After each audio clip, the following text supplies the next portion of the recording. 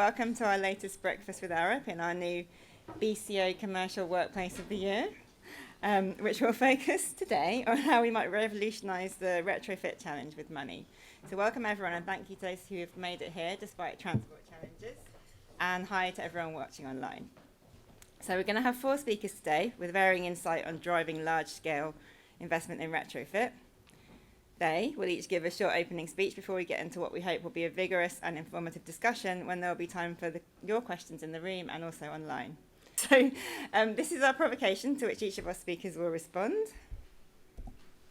You might notice we do have someone missing. Selvin Brown from Bays was meant to be our chair today, but unfortunately he's not well. So I will be the chair and also a speaker, which means I'll read out my own bio. I'm not quite sure whether to do it in the third person or the first person, but I'm Becci Taylor. I'm a director in Arup's building engineering team and Arup's retrofit at scale business leader. I'm an experienced integrator, thriving on bringing diverse disciplines together to improve quality of life for all with the most efficient use of resources. I lead transformative change in sustainable development of the built environment, delivering projects at a range of scales across housing, arts and culture, master planning and regeneration globally. I'm a building services engineer and building physicist, and I work at the interface of building design and the city system, taking a systems approach to deliver wide sustainability and urban resilience, leading industry change through research, advocacy and activism. I'm delighted to chair the panel, comprised also of Hannah Jameson, the Climate Change Programme Director at London Councils, working with London's 32 local authorities and the City of London on their shared climate programme. She was previously Assistant Director for Sustainable Development and Climate Change Response at Lambeth Council. Hannah established the Council's climate function and led the Council's work on the climate emergency, including its programme to help the organisation to reach net zero by 2030. Hannah was responsible for establishing Lambeth's Climate Partnership, bringing together 10 of Lambeth's largest organisations to lead the borough's climate action plan. Rufus Grantham. After more than 20 years in finance and as an entrepreneur, Rufus pivoted his career to focus that experience exclusively on the sustainability transition in 2019. As head of urban transition finance and head of UK Ireland at not-for-profit sustainable finance advisory firm Bankers Without Boundaries, where he advises foundations, corporates, NGOs and local and national government bodies on how to fund net zero carbon strategies, as well as deliver improved social outcomes. The core of this work has been on developing an innovative place-based funding and implementation approach to decarbonising the built environment at neighbourhood and ultimately national scale. Welcome to Rufus. And then finally, Tolu Osekita, is that right? Currently an economist at Arup. He has over 15 years' experience developing and implementing investment propositions on behalf of both public and private sector investors globally, including as Chief Investment Officer for 2 UK pension funds. His focus is now primarily on developing infrastructure as a catalyst for socio-economic growth, delivering results which balance public sector policy aims and outcomes with private sector commercial ambitions. He's a chartered accountant, was educated at both Oxford and Cranfield, and named 40 under 40 Chief Investment Officers globally in 2014. So, and this is me. Hi, now I'm a speaker. I've already introduced myself, so I won't do it again. Right, guys, so I hope that we can all agree, since we're here today, that we need to retrofit the majority of homes in the UK with great pace and scale, rather than discounting more energy to blindly keep going as we are. Since I'm first and also the chair, I'm going to take the liberty of a bit of history to set the scene, assuming that we have a bit of a range of knowledge in the audience, but I want to allow us to quite quickly move the topic from the why towards the financial how element that we're discussing today. So only 7 months ago, this was a decarbonisation or net zero issue, largely aiming to reduce heat loss and transition homes to low carbon heat sources. Poor living conditions with associated issues like damp, mould and air quality, as well as fire safety reform, also make this a quality of life issue. As this summer hit, we're reminded of how climate adaptation measures are really also very important and will drive a need for home retrofit. And then, of course, we have the cost of living crisis, global and national politics in flux, and hundreds of billions moving around, but arguably not necessarily in the right place. So the challenge we're discussing here today is sharpening and shifting. But I want to impress on all of you that now is the time to look at this differently, not just as retrofit, which is quite backward looking, but as getting homes ready for the future. And regardless of uncertain landscapes, we can bet that a number of actions have to happen to our homes, and we need to coordinate to make spending and disruption efficient. Even in, I don't want this to happen, a post-carbon political landscape, which sometimes it feels like we're in, the future is going to definitely be hotter, more precarious, and resource constrained. So any home transition plan needs to include smart energy demand management, water efficiency upgrades, vehicle charging, and much more. So the point of all this is that we want activity to be coordinated as part of a multi-outcome programme to maximise the ratio of benefits to people to the cost and disruption they have to incur. But this is still just thinking small. We need to act at scale to transform more homes and widen benefits, from insulating a whole street at once to shared heat pumps and energy storage infrastructure, all the way to enabling efficient, truly large-scale delivery. Scaled solutions that are place-based can drive improvements in not just homes, but also in public realm and community. Crucially, we need to make people excited about the impact of this change on their lives.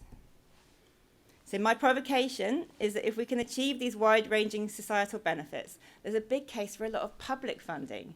This is meant to be a slightly controversial rather than a totally naive position, by the way. Any public funding can help towards an investable proposition for patient private capital in the longer term. There's opportunity here for private finance to deliver social good while making long-term returns, and we know we need to devise the structures to do this, hence some of the panel we have today, and hopefully those in the audience can have a great discussion. I want to impress, of course, that this change brings undeniable opportunity because we need to invest hundreds of billions. And finally, I want to reinforce there are parallel and interconnected work streams to physically deliver this and further maximise benefit. They need strong long-term leadership and start from a foundation of deep collaboration, which is the reason we're here today. Of course, the delivery model is key. This is a distributed national infrastructure project, like high-speed rail or the Olympic Park, with a lot more clients. It has a massive skills need, which done right brings a range of positive employment opportunities. And we need to start innovating our material supply chain now, so all this action can happen with limited further harm to the environment.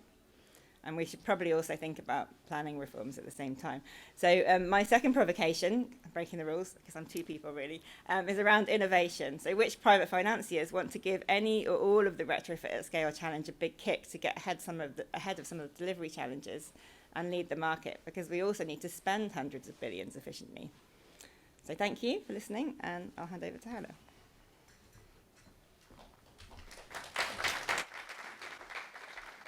Good morning, everyone. It's really lovely to be here and talking to you about retrofit at scale. I'm from London Councils. As Becky said, we're an organisation that works with London's 32 boroughs and the City of London, representing them, but also helping them collaborate on some of the biggest challenges they face, and retrofit is certainly one of them.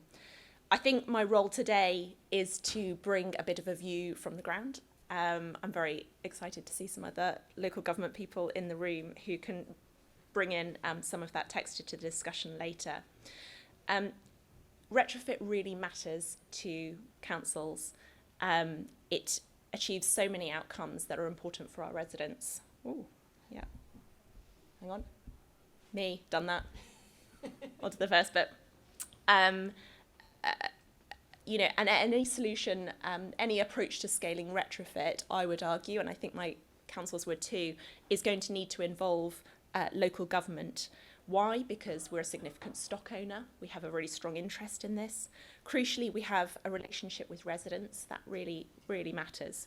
And we're really focused on making sure that retrofit secures a range of other local benefits, from employment to skills to wider regeneration improvements to the public realm. We need, and that's going to be really important in gaining buy-in and understanding from the public around retrofit. So what I want to focus on today really is a bit of a story about where are we today on retrofit and what does it tell us about what we will need to do in order to scale retrofit. And to cut to the chase on the kind of question we've been set, private finance will undoubtedly be important, but it is only part of the puzzle. And I want to talk a little bit about some of the other pieces. Retrofit is undoubtedly rising up the agenda. I think there are around 318 local authorities across the UK who have declared a climate emergency and published a climate action plan. Almost all of them will have actions on energy efficiency for buildings. We're seeing promising signs of interest from government. We've seen some moves on policy, on regulation, and some funding, some public funding going into retrofit, particularly around public buildings and social housing. We have seen some really exciting moves in the field, from individual homeowners to housing associations and councils, starting to kind of show us what the edge will look like in terms of practice. And we're seeing councils certainly invest in capacity, in skills, in partnership and innovation to try and get their own house in order ready for that retrofit challenge. But we are at a very early stage of a scaling journey, and we face some particular constraints. Public funding is really narrowly defined. It is highly time limited. 12 months is very normal for public funding to deliver from grant application to delivery on a retrofit project. It really mitigates against our ability to build supply chains, to encourage and incentivise investment in R&D, to look at building skills and capacity into that delivery. At the moment, our supply chains can't offer us the solutions that we want. It is too costly, and the disruption to residents is very high. More than anything, we are in a period of pretty unprecedented political and policy uncertainty. And this field, if you've been working in it for a while, you will know is littered with a series of policy failures. Investors, suppliers come to this with their fingers burnt, and we need to be conscious of that. But what I want to say is that we can learn from elsewhere how we do this. We know the conditions that we need to scale net zero technologies, and we can think of retrofit in that way as a collection of net zero technologies. Offshore wind over a 10-year period went from 1 to 13% of UK electricity supply. It's fantastic, huge climate benefits, costs reduced for consumers. And we've seen enormous investment from private investment in research and development. We've seen increasing efficiency, we've seen falling costs, and we've seen some localised benefits in parts of the UK in terms of growing a new industry. But it wasn't one thing that made this happen. There's a sort of ecosystem or set of circumstances you need to make scaling happen. First and foremost, we have seen for offshore wind, and it's interesting to compare it to onshore wind, really sustained political support over a long period. Everyone loves offshore wind. And from that flows a long-term stable policy framework. It's been consistent, it's evolved, but we've known the direction of travel. There's been policy mechanisms that have provided certainty and support at the right time, really encouraging that kind of confidence and certainty and incentives for investment, and really strong industry and government partnership to go alongside that. And from that flows a really long-term pipeline where people can see where to invest. They know that there's going to be returns. They've got really strong incentives. So those are some of the pieces of the puzzle that we know work for scaling. And we need to think about how we create those for retrofit. Now, we can't control the politics of and certainly things feel like they're going to be for some time. Organisations like London Councils continue to work very closely with central government to try and help them learn from delivery on the ground, to help them to understand what councils need to scale and deliver, and we will continue to do that. But we also can't wait for this to emerge. It's too important for the climate. It's too important for residents. We need to accelerate retrofit now. So the question for all of us in the room that I'm posing to you, and we will hopefully get to in discussion, is what can we do together to create the conditions for scaled retrofit? Retrofit London is a partnership of London's boroughs who are working together on that challenge. How do we scale retrofit together? We have a huge ambition. It is summarised there. We have really strong political commitment, and London has some of the levers that enable us to shape our own future.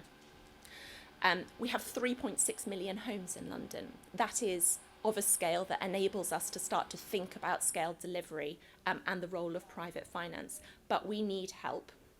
the public sector, I'm going to use some British understatement, is going to face some incredibly challenging times over the next few months and likely years. Things are going to get very difficult. But this stuff matters, and this is about the long term. We need help building the pipeline for London. We need help developing the technologies and solutions we'll need and improving efficiency and cost. We need help developing the partnership models with the private sector and with investment and with investors. But it is doable. We can start building this now, and it will make a difference and enable us to scale.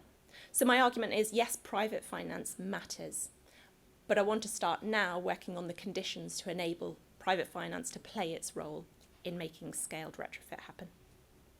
Good morning and thank you. Tolu Osekita, and my role is to try and represent the investor view on this panel, try being the operative word. I appreciate the opportunity to have this conversation. Like Becci said, I used to be a chief investment officer trying to make long-term asset allocation decisions in the past, and I'm now trying to help figure out how we crack this. I'll suggest that we are at an inflection point. I think Hannah also referenced the state of the public sector finances, and I'm just going to do a very quick snapshot of just trying to illustrate where we are. I haven't bothered to update this to reflect where we are currently with some of the current soundings going on, but you can clearly see that we are close to 2.5 trillion in terms of public sector debt, and I haven't bothered again to try and add all the other geographies around the world, where essentially what we're looking at is a state of public sector finances that's extremely challenging and likely to get worse. So you have this demand on one hand for the need for capital, like Hannah has been illustrating, as Becci has said as well. And on the other hand, we have what I'd describe as over 3.6 trillion of what we call dry powder in the world of investment. And by dry powder, I suppose that means committed, uncalled capital. So essentially investors have committed capital to several asset classes, and they haven't found investments or actual projects actually put that capital in. So there's that demand on one hand, and on the other hand, there's all this capital just swirling around the place, looking for a home and looking for somewhere to be. And I've said $3.6 trillion here. You can essentially equate that to pounds these days as well. So essentially maybe 3 trillion pounds, maybe. And the key thing is, how can we continue to make money in the capitalist system at the expense of a failing world, essentially of a failing planet? It's not sustainable. So to me, I suppose my provocation back to the investors is to say that this is an existential problem for us, for all of us. It's not just for the local authorities or for people who are interested in climate change and all whatnot. It's for everybody to get involved, including investors. And investors need to come from a slightly different ilk to where they've been so far. So generally, when we talk about private finance, people tend to think about 7-year cycles, and all whatnot. But we're talking about long-dated, patient capital, people who are here for the long term, investing for the next generation, investing for several generations, thinking ahead and thinking long term. And what we're hoping to see is to see more of those sorts of players come into the space, come into the early development, the early pipeline development, the early support of the kinds of things that Hannah and Co has just referenced, to help to build pipelines and help to shape some of these propositions. Now, this challenge is systemic, and I don't think there's we can underestimate that. It's a systemic, huge challenge, and private capital in itself, whether patient or not, cannot solve this. It's not enough. It needs to work in collaboration with everything else. But I suppose one of the things that I loved about the world of investment was the fact that you got to work with great teams solving complex problems, and then you have the opportunity to try and make returns off the back of that, And as I've said to some of my colleagues in the past, in my own experience, I don't think I've seen an investment opportunity that is this good for quite a long time. Essentially, you have a captive audience, for the next 40 years, essentially, however crazy the policy environment might be, we are all still living through this real time, and we all know that we must do something individually. Well, we're living through a real time right now. So irrespective of policy, something must happen on one hand. There's the capital there, but in the wrong places to make it happen. And the challenge for us is, how do we deploy that capital into the places where it needs to go into, provide the structures that allow us to be able to invest that capital in a meaningful way, allow us to drive skills, allow us to support the supply chain, allow us to do this at scale. And in order to do that, we're going to need to think about how we work together in partnership, how we collaborate more, how we put funding models or financing models that allow people to come together and invest properly. And what I'm going to try to illustrate here is a very quick outline model that we're looking at, and I'm sure Rufus will go into a little bit more detail around this. But essentially, the broad concept around this is to think about how we can have a collection of people who have all sorts of different outcomes that they're looking for, whether it's grant funding from the government, whether it's outcome-backed capital from long-dated investors, whether it's private sector commercial or funding financing opportunities, investing at scale in all these sorts of interventions, whether it's community infrastructure, renewable energy, generation, terminal efficiency, demand reduction, and then looking to see how those outcomes can come out in a coherent, congregated way. So tax receipts back to the exchequer, social and environmental impacts for all of us, energy and maintenance savings for most of us that currently use that currently use fossil fuels to heat our homes, and then investment returns back to the investment community. But I suppose for me, the key thing, the critical thing is that having been in that investment space for quite a long time, I know that investors tend to wait until everybody else has essentially solved a problem and that they can come in and essentially try to monetize it. What I'm saying is that we need to flip that on its head, essentially. Like I said, there's a pipeline here. There's a quest, again, for investment opportunities. There's 3.6 trillion sitting there, just gathering dust, for want of a better expression. So the question is, how do you deploy that capital in a meaningful way? How do you do that in ways that allow us to drive value at scale? And hopefully, Rufus can start to talk to some of the structures that we're starting to look at to try and illustrate this a little bit further, and then we can hopefully get into some more conversations and discussions through today. Thank you. Thank you, Tolu. Okay, so Rufus Grantham, thank you to the Arup team for the invitation to speak. I work, as Becky said, at Bankers Without Boundaries. We're a not-for-profit that tries to use, financial services knowledge to bring funding into socially and environmentally positive outcomes. So is private finance the key to driving retrofit at scale? I mean, as a banker, I should really be saying yes, but actually I think private finance will probably be a necessary component. Actually, my first sort of set of slides will argue you could do this with public funding economically, but that's not going to happen. What is actually key is the delivery model to unlock the right kind of private finance. Going back to Tolu's point about long-term patient capital. The brief was 5 slides in 5 minutes. I'm going to get through 22, so buckle up. So to explain the conclusion, I want to look at the economic structure of doing retrofit because it's really important to how you finance it. We have to spend money per property to affect this transition. 1, to reduce the energy needed to heat and power our homes, principally insulation. 2, to degasify the heat system. And then 3, to build in distributed renewable generation and storage. That generates an annual energy saving, which has a reasonably high net present value when you look at it to perpetuity. We also create other economic outcomes. There is a really strong linkage between quality of housing and seeing better healthcare outcomes and therefore cheaper healthcare provision, better educational outcomes, better productivity, not to mention all of the jobs that are created in actually doing this in the first place. Therefore, you could argue there really is a case to be made that this could and perhaps should be entirely public funded because it creates a positive public return on investment, particularly when you consider that about 25% of that green block in the middle goes straight back to the exchequer through taxes, various taxes.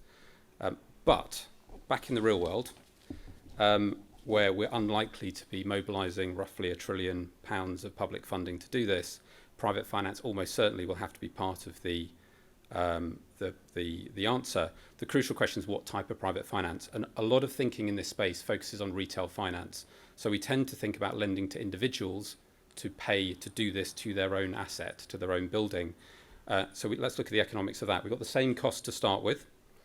However, the problem is the average individual doesn't invest to perpetuity. We don't put our capital into perpetual returns. The average UK homeowner is 56. So there may be invest for 5 years, 10 at a stretch.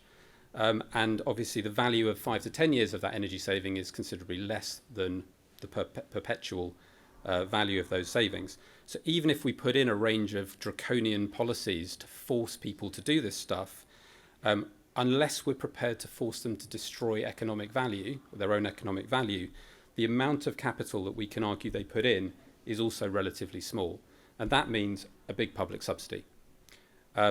Now, we do also have still those other environmental and social benefits, but you can see by the size of those, the top red and the purple block, the actual argument for that in terms of returns is quite weak. And so we end up with a model that really doesn't harness the returns in a particularly effective way. And as I'll illustrate in the following slide, in my view, I think we should be focusing on institutional finance, that long-term patient capital that Tolu talked about. But that means the key isn't private finance per se, but it's developing the model that can connect this work to that institutional capital, particularly thinking around the 2.5 trillion UK pension fund industry. In my view, that's a place-based retrofit as a service model where we can coordinate and fund retrofit at a whole neighbourhood scale. And there are three key benefits I'm going to go through that explain that, or why that's my conclusion anyway. So benefit number one is just aggregating demand up to the right sort of ticket size for that kind of capital. People typically talk about pension funds investing at a minimum of 50 million. That means roughly 1,000, 1,500 homes at a time. So you need to have projects that cover that kind of scale. How does that change the investment case? So we've got the same cost per property that we've seen before. If you can develop a model to use the aggregated energy savings for that community of houses and use that to repay institutional funding using a pay-as-you-save mechanism, the Green New Deal wasn't that far off structurally actually to do that. The key difference is that pension funds have a 30, 40, even 50-year investment time horizon. And so you're immediately using almost all of the value of those energy savings.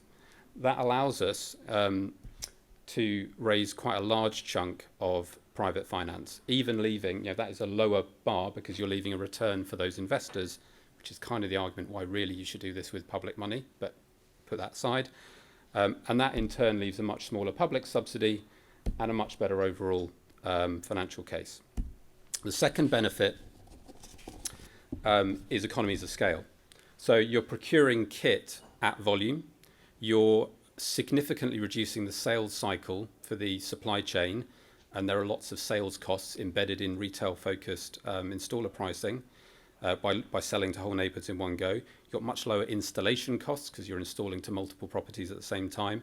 And also you can do a systemic design where you're sharing assets between properties rather than house by house, all of which pushes down that green box. I think it goes down further than I've illustrated there, but to be conservative. That obviously means a lower public subsidy and improves the overall return on investment. But there is also a third, I think, really key benefit. In my view, the real problem with doing this work isn't funding, it's consent. It's citizen and community consent. People have to unlock their doors and let you in to mess around with their homes, and getting people to sign up is tough. A place-based model allows you to add in some incremental investment, not into the buildings, but into the spaces between the buildings. So active travel infrastructure, EV infrastructure, green infrastructure, circularity infrastructure, community infrastructure, and collectively that adds up to a regeneration program rather than a retrofit program. It completely changes the narrative you can have with residents and with homeowners. And in my view, that gives us a much better chance of increasing participation. Now, clearly, that has to be paid for, so your public subsidy has to be bigger.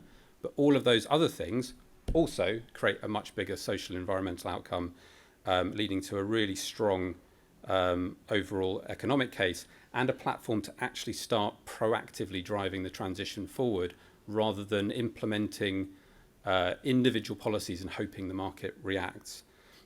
We're actively engaged, say we, BWB, but also in partnership with Arup and a range of other organisations with local government, because Hannah said local government is key to implementing this across the country to try and trial this approach, not least through the Cities Commission for Climate Investment, which is increasingly coordinating lots of cities across the whole of the UK to try and have a coordinated response to this issue.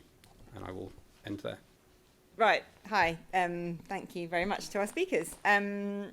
So now we'd like to have a constructive conversation about a way forward here. We're going to take questions from the floor and also behind the scenes online, going straight to my iPad, I believe. So, who's first? If you could say who you are, so we have Stuart Lloyd. I work on 2 Innovate UK smart energy systems programs. Transforming construction has something in it called the Active Building Centre. And the Active Building Centre is about smart building systems. And there's also Prospering from the Energy Revolution, which is all about area-based systems and the integration of technologies. In the Smart Systems and Flexibility Plan that Bayes and Ofgem published 18 months ago, they estimate £10 billion per annum savings by 2050 of an optimised energy system. And I just wonder how that saving and the costs associated with the energy system could be played in perhaps to Rufus's model. Partly because a lot of retrofit is often just about let's reduce the inefficiency of this box, not let's improve the energy productivity of this box and turn it into something that's actually an energy asset, because that's what an EV will do to it. You could make more of that. So how can we build in that? DNO is about to get their final determination. There's billions in their 5-year plans. I guess I take that to start with. I think we are doing quite a lot of different work, and we've looked at in a lot of the work we've been doing at city scale decarbonisation planning, how you can look at the reduced kind of cost of infrastructure and the change to infrastructure from doing this at a big scale. And I think that the real, actually that's not big enough. The real efficiencies are realised at a national scale as well. So I think that absolutely needs to go into the economic model and even further improve. And I don't think that's in your model yet at that level. So, in our actual modelling work, the blocks on the left, the funding bit, where I showed public and private, there is a third box, and actually Tolu alluded to it in one of his slides, which collectively we call outcome buying capital. So that is capital that it looks and feels like grant funding. You get it, you don't have to pay it back, but it's purchasing a specific outcome from the project. And I guess what you talked about is an example of that. So it's trying to avoid free riders, essentially. So it could be the DNO avoiding reinforcement costs to the network. It could be the mortgage lender getting an EPC profile upgrade to their mortgage book. It could be an insurer getting lower risk profile around flood, for example, in the neighbourhood. It could be the water company having lower water runoff because of the green infrastructure. There's a whole range of things that could fall into that camp. The reason I sort of take it out from these slides is, there's lots of slices and layers of it. It's quite complicated, and it probably doesn't go into a first demonstrator, and we're trying to show something that could be slightly simplified, but I think it's absolutely something you'd layer on. And obviously what that does is eat away at the public subsidy requirement, because it's effectively replacing, from the economic modelling we're doing, and this really needs testing in practice, you could get to a point where the government funding becomes a wash, because you get it straight back through the tax system, because your level of funding has got down to that level, and then the whole thing takes off. Anyone else from the panel like to answer? Effectively, it's a system challenge, isn't it? So the bigger the system we can take into this, the better the bill stacks up. I think part of the challenge is that anybody who knows an EV owner will know that they've got a better energy app than smart meter already, and those people will start making these choices. A third of UK homes have a capability for home-based charging. They'll start doing it. So it's a version of the retail finance becomes homeowner investment. And I take your point about the 5 to 10 year.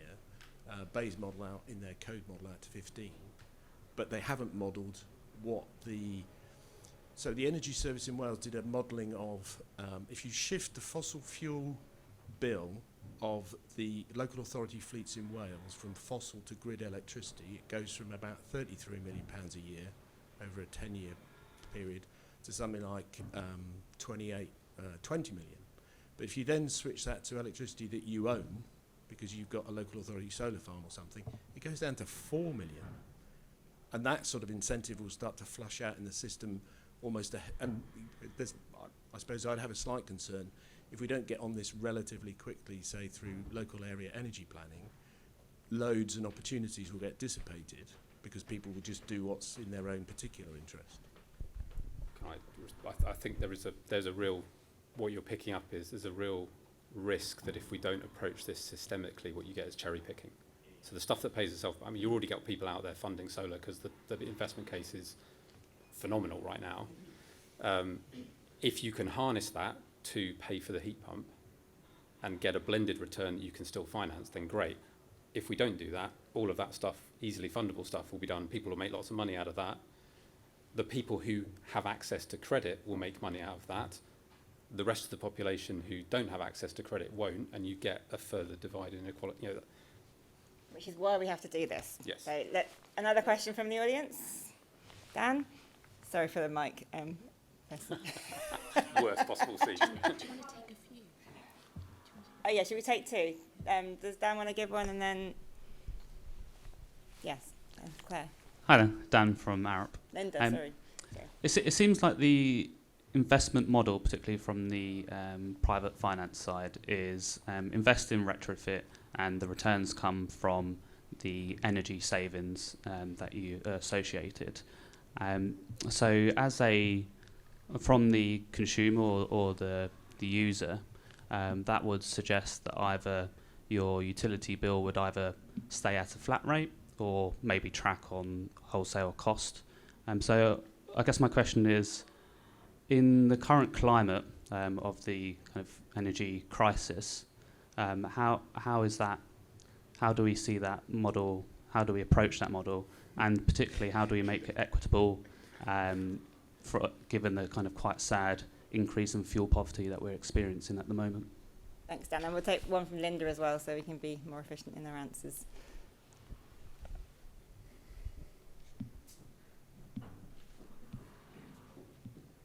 That's great, thanks. Hi, Linda Chandler. I lead on Place Microsoft UK. So I'd like to ask the panel whether digital retrofit, but investment in digital infrastructure in general, and how high that is up the agenda. And Tolly, I noticed it wasn't explicitly called out in your investment buckets, and there isn't a great track record of built environment investing, I think, in digital, and it tends to get stripped out quite early on. But to your point, Rufus, you know, if we're going to have this complex system and we're going to start to traverse built environment, transport, energy, digital is absolutely crucial to help solving some of those problems. Thanks. So, Tolly, do you want to take those two first? One after the other, and then I'll try. I'll take the easy one first, Linda. You know, yes, complex problem, complex solutions, and I think I said earlier that we all need to be part of that ecosystem, and that includes the digital investment that needs to happen in this space. I don't know whether the likes of the Microsoft or Google or the likes in the audience, but essentially those are the kinds of people who, again, can be responsible for trying to drive this, because it also impacts their bottom line, impacts their ability to do business. So this is not just for investors from a traditional perspective alone. This is from everybody looking to invest in their own different ways and being part of the solution around that. So for me, that's the easy one. I left it out because it's implied, I suppose. But I suppose the more difficult question is the one that Dan asked, you know, and we smiled on the panel because we've spent the last, I suppose, 3 or 4 months trying to figure out, you know, what that means for us, or what that would mean for what we're trying to develop here. So the current economic environment and what's happening with energy prices generally allows for better investment in this space. You know, I mean, with prices high and whatnot, then people want to put money in, and it makes a lot of sense. Fine, you get it. But what happens when prices reverse back, which we all hope it does, is one of the things that we're still trying to grapple with and figure out, you know, and figure out how to make that work in a more efficient way. But part of the ways that we think that can work is by taking this blended place-based approach that we've been talking about, you know. So we know that a lot of investment goes into things like renewables, for example, now, because, again, they generate returns. People can see that clearly, but retrofit really doesn't. So we're hoping that if we're able to blend this together in a place-based, aggregated way, and you take a portfolio approach to this, that regardless of what happens with energy prices in the medium to long term and all whatnot, there's enough of a skill, and I think Rufus alluded to the regeneration angle or regeneration conversation around this, is broadening this out beyond just energy prices and just looking at the wider outcomes and the wider support around this, whether it's health and social outcomes, shifting budgets, whatever. It's just making sure that this forms a blended portfolio approach that's not just dependent on today's energy prices alone. Would anyone else like to add? I mean, I think just on that, the councils are doing some work to trial and explore that model, which is whichever way you package it, there's a kind of comfort charge proposition, as you described, where residents pay a certain amount, the work is done, they experience a much more comfortable, warm and affordable home, but some of that saving on the energy cost is passed back into future projects or to investors. I think it is just to say that that is an enormous consumer leap, and it's worth spending quite a bit of time. People are used to consuming energy and paying it and having a particular relationship within a particular regulatory framework. And there's quite a lot of thinking by Energy Sprong and others about how do you learn from the way that we think about our mobile phone packages and apply it to energy. But it can't be underestimated that this is a big shift for residents, and the last kind of year or so has really changed attitudes to energy. There's huge levels of anxiety in the system, so our solutions really need to start from that. That deep thinking about what is the kind of security and clarity, and what is the kind of consumer and regulatory framework that enables people to exercise those choices, because that's going to be as much of the work as coming up with any financial model, I think. Can I add something? Yes, yeah, you can add to that, and then we will go into an online question. I'm just trying to figure out which one. I mean, we're talking about converting part of an energy bill into a fixed fee, right, as a comfort charge of some sort. And clearly that, I think what you're asking is, there is a risk, if we're at peak energy prices, do we lock people in to that model? And that is a real risk, and it's something that we've had lots of debates about how you could structurally think about that. I think it's partly a policy overlay. Fundamentally, that chart, that the energy saving you deliver is going into three places. Partly being left with the resident, partly to cover the ongoing asset replacement and management cycle for all the kit you've put in place, because it needs to support 40 years of funding replacements. You can have to replace everything. And then partly to repay finance. Where you move the lever between those is going to impact the risk of that outcome. Clearly, the more saving you leave with the resident, the more social benefit you create, the lower that risk is, but the less finance there is for raised funding and more public subsidy you need. Whether that should be the same bar for every household, that's a policy question. Whether you have that means tested in some way, potentially. The one thing I would say, though, is that there is always going to be a tail risk that in 15 years' time we invent nuclear fusion and energy costs are zero, right? Sort of extreme scenario. In that instance, we either have to accept that citizens are going to be locked into a fixed payment for a period of time to cover the transition, or national government will have to backstop that. I would argue that in that scenario where energy prices go to zero, the economic boom would allow the government to cover that cost, but I'm not a politician, so. Thanks, panel. Great answers. I've got some online. I'm going to try and bundle a little bit. So we've got from Louise. It's less of a question, but she's questioning the consent issue. She says it's more about co-developing a great shared vision and offer to a local area. And cites Durham County Council have achieved this in Craghead to deliver retrofit, but with ERDF and public funding. And then somebody else has said that your blended capital model is spot on, Rufus, but it vastly overestimates scale economies at neighbourhood level. Is London's solar communal purchasing a better route for scale economies? And then there's also a question relating to the business case and how it relates to commercial. Don't want to go into too much detail on that because we're trying to focus on Resi, but it might be good just if anyone has any quick thoughts on that one. So, Rufus, do you want to start? The economies of scale one is a really hard one because there isn't a huge amount of evidence out there to support it. I think we tend to think of economies of scale in terms of procurement, purchasing, which I actually think isn't really the key thing. We spoke to one large heat pump manufacturer installer who said, we estimate for every heat pump that we install, we spend 8 people hours making it and 28 selling it and installing it. And so actually the economies are about taking out the sales cycle and having a much more efficient installation process. So I don't know. I'm not a technical person. I don't know what those savings are. I think there are. I do absolutely think things like bringing in solar, whether that's rooftop within that environment or sort of ground mount outside, is definitely potentially part of the solution. I think there are technical economies. You know, you can look at things differently. Like you could share heat pumps in a terrace street without even having groundworks, because the terrace, you could run the pipes above ground. And equally with solar and batteries, you could share that kind of stuff. So that's a model that hasn't really been tested yet, and I think that's one of the next things we need to start looking at in some of the demonstrators. Equally, and there's a consent issue around this, if you just insulate a whole terrace at once, it's got to be more efficient than doing one home at a time. So there's you know, that's something that needs testing, and we are planning to test. Anybody who wants to get involved in that testing is welcome to talk to us afterwards.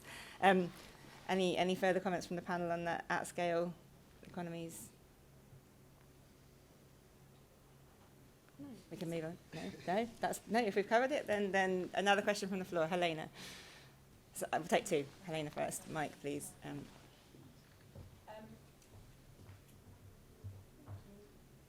Helena Gosden from Arup, Retrofit Scale Task Force Lead.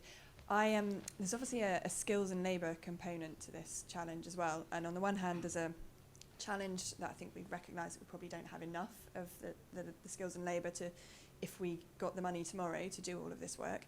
But at the same time, it's a huge opportunity because it's linking into that local regeneration aspect. So I was just wondering if any of the panel had any thoughts or ideas about how we could help to kind of unlock and kind of catalyse the skills growth that we need. Yes, thank you, Sonia. John Arnott, Chair of the National Infrastructure Commission. Welcome. I suppose my observation on this, and we made this recommendation back in 2018, is that this is likely to take off far more through social housing than it is through private. The analogy of offshore wind I don't think is at all applicable, because that is something which has been done to society quite easily, because it's technology finance based. Planning is is out there, it's not onshore, whereas this is the complete opposite.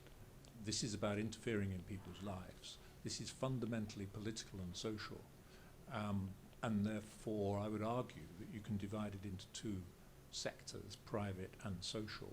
The private is going to be much more difficult than the social to actually take forward. There's much more opportunity to take it forward at a social level, because you can actually do it to a tenant more easily than you can actually get the consent of a private owner. That sounds a bit crude, but I mean fundamentally I think that's the issue, and therefore I think we do come back to just how willing is any government going to be to support this at a social level, because without that I don't see this going anywhere. Should we take one more question? Pink shirt. Oh, here's first. Thank you. Sorry, you'll be next. It's picking up on that. I agree with your points. There is probably, your models probably have roots for different tenures, and I can see local authorities wanting to make those investment returns themselves, but also subsidise more of it for their social tenants to pass more of the benefits on.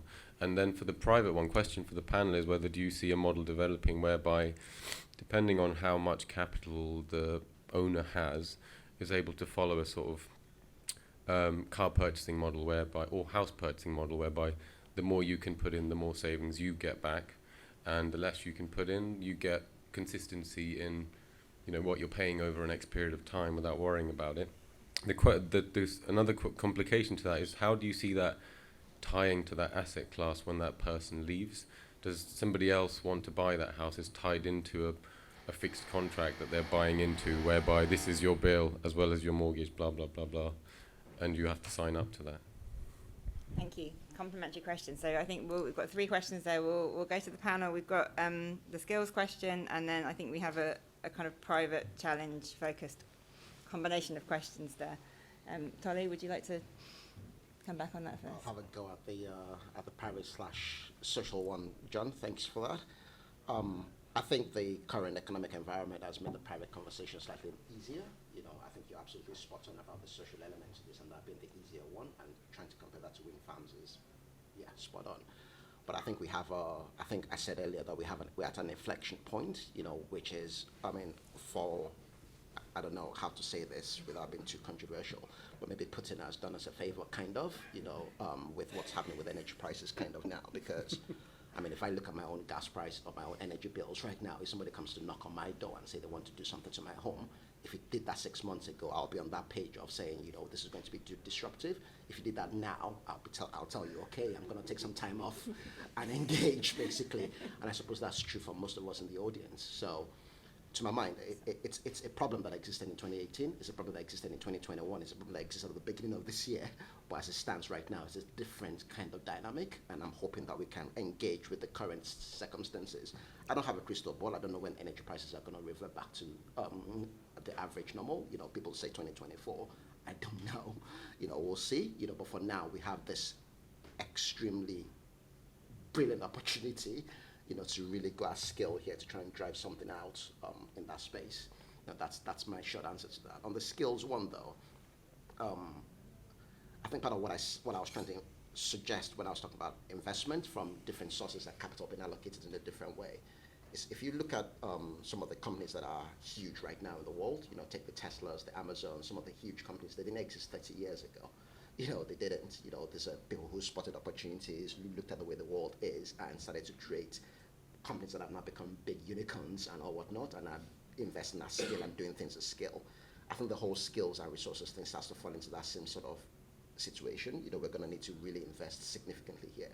I once said to someone that, for me, if I look at the scale of what's happened around the whole COVID support that happened in this country, or generally, whether the amount of people, the skills that went into trying to get people to get vaccines done, or, building hospitals and all whatnot. If you look at that and you imagine what needs to happen in this space, it's probably 100 times more that needs to happen here than what happened in the COVID situation. And the coordination that happened then is the kind of coordination we're going to need to do in this space and more. And therefore, that presents opportunities for investors to really get into different spaces that they currently are in. I'm looking at venture capitalists, for example, now. I'm looking at private equity. I'm looking at what companies are looking to really invest in the skills in this space. They can be small companies to start with, but I bet you that in the next 10 years, they could become big unicorns. And people should be able to spot those investment opportunities from now and be investing in support of it. And as I said, it's a captive audience. We know that we have to do this, and we know we have to do this for the next 30 years. So we just need to start doing it. Essentially, that's my opinion, and people need to make money off the back of this, and they will if they put the money in the right places. So I suppose for me, it's more of a case of stop waiting. So we can't keep waiting for government or for central government to come up with the right policy environment. There are opportunities already, and people are starting to take advantage of the opportunities. But it's just how we make that scalable, and sustainable in the long term. Hannah, would you like to, from a government perspective, local government perspective, like to quickly come back on that? We're running out of time, so I can speed you up a bit. Yeah, So we can get I mean, more questions. on the skills front, I mean, yes, certainly local government is experiencing the skills shortage. It's very frustrating for the kind of retrofit that we want to do, and working hard to kind of build our own in-house capacity. It's not just in the kind of delivery, you need it right from end to end.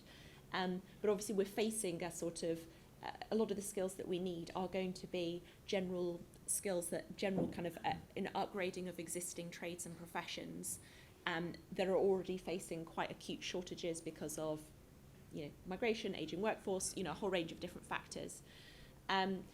There's lots we're doing at the moment, certainly across London through the mayoral skills academies and other things, to start to map out what are the skills we need for retrofit, start to design and develop the courses, start to try and attract learners. And that's all important about creating the kind of educational environment for those skills. But when we talk to and have done research in London with companies operating in this space, kind of medium and small enterprises who might be part of our supply chains, the message is very much, we're not investing in this now. We're going to wait for, and there's a kind of wait and see, we're going to wait until this is actually real. Is this going to be another kind of year-long Green Homes Grant thing? We're not really convinced that it's here to stay. So that's why, for me, creating, we can do so much in the public sector about enabling skills development, but we need companies to invest in growing their workforces, upgrading their current workforces, as well as attracting new people in. And they're not going to do that until they see some kind of certainty. So it does come back to the kind of the long-term policy framework for me, it is the applicable lesson, I think, from offshore wind, which is about, you know, a conviction that this isn't just a fad that's going to be washed out and we're going to recycle, you know, it's going to disappear again. And how do we kind of help to create that? Because I think it is critical for skills. Thank you, Hannah. I'm conscious that we are almost out of time, so I'm going to ask for some closing remarks. We've got one more question on the household contractual mechanism, which is another thing we've been... I can cover that quickly. If we're okay for time, is that right? You've got 1 minute to do all of this. You technically, you're talking about, in legal terms, you're talking about creating a periodic payment obligation that survives succession of title that attaches to the property, not the individual. There are various different ways legally you can do that. I'm not quite sure which is the best one yet, but it could be the Green New Deal mechanism, actually, despite that not having a great reputation. On just very quickly on the sort of social versus private, the division isn't as crystal clear though, and actually that's an opportunity. So Edinburgh City Council owns 20,000 social housing units. 10,000 of those are in buildings where they own the whole thing. 10,000, they are on average a 1/3 owner. And so that gives you an opportunity to try the private sector bit with often people who've bought and right to buy, don't have access to credit, to try this method with private. And if that works, you can then lead it potentially out into broader private sector. Is that quick enough? Excellent answer, yes, thank you very much, and thank you for picking up that question that I'd missed. So I'm going to ask you all, or actually all of us, to make a closing remark, a short one please, something you would like the audience online and in the room to take away with them today. So I'm going to start with Tolu in the end.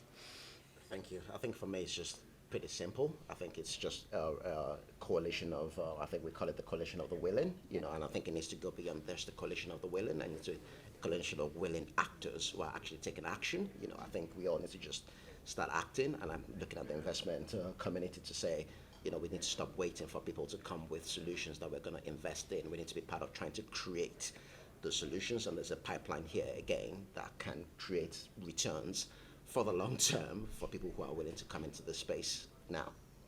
Thank you. Hannah?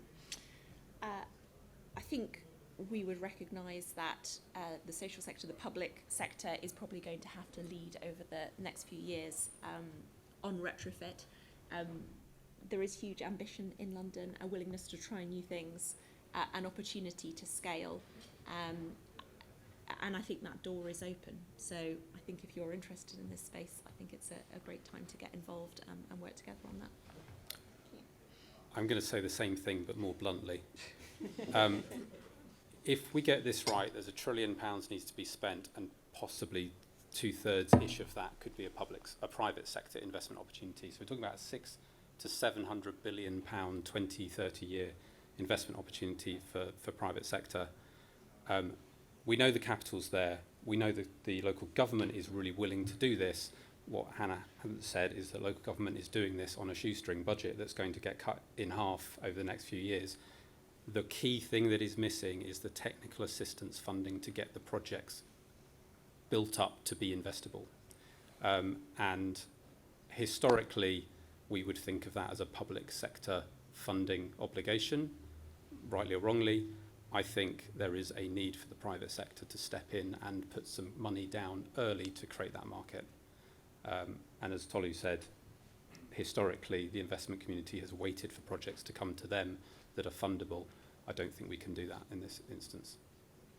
Thank you, Rufus. And I'm going to say that the main thing I wrote down was that Tolu said quest earlier, which I thought was a brilliant way to frame all of this. And I think what's really interesting when you think about future-ready homes rather than just retrofit is the opportunity for supply-side innovation as well, and where private finance can kind of, you know, there's a lot of money to be spent, therefore made, and it would be really good to get ahead of those policy signals, because we keep saying, we've been saying this for a year, you know, we need long-term policy signals, and I think everyone sort of echoed this, that if we wait for them, it's too late, and actually the people that don't wait have the opportunity to make the most money and do the most good. So a coalition of the acting, not the willing, is, yeah, what we want, I think. So, thank you. Am I supposed to?